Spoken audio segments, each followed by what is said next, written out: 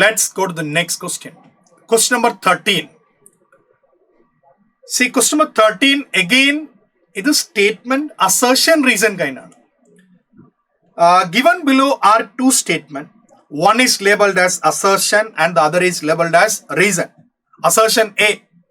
Melting point of boron is unusually high in group 13. Yeah, absolutely. This statement is correct. And എന്തുകൊണ്ട് അവർ മാത്രം ഇങ്ങനെ വളരെ ഹാർഡായി പോയി? Boron മാത്രമല്ല, ബോറോണിന്റെ അപ്പുറത്ത് കാർബൺ ഫാമിലി നമുക്കറിയാം. ഇവരെന്താണ്? കാർബൺ ഫാമിലിയിലും carbon is one of the hardest എന്നാണ് നമ്മൾ പറഞ്ഞു പോവുക, അല്ലേ? അപ്പോ solid boron has very strong crystalline lattice like in the case of ആരുടെ കേസിൽ കാർബൺ ഫാമിലി ഉള്ളതുപോലെ തന്നെ.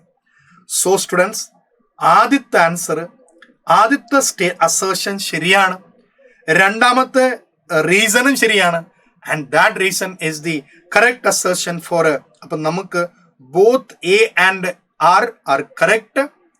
R is not the correct, അത് പറ്റൂല. So first option is not possible. Then let's think of both A and R correct and R is the correct explanation of A. അപ്പൊ നമ്മൾ ഏത് ഓപ്ഷനോട് select ചെയ്യുക? Option 2. അപ്പൊ ഇത് പി ബ്ലോക്കിലെ question ആണ്. ഒരു സ്ട്രെയിറ്റ് ആയിട്ടുള്ള, ഒരു സ്ട്രെയിറ്റ് നമുക്ക് NCERT നിന്ന് ഡയറക്റ്റ് തന്നിരിക്കുന്ന ഒരു ക്വസ്റ്റ്യൻ ആയി നമ്മൾ ഇതിനെ കരുതുക.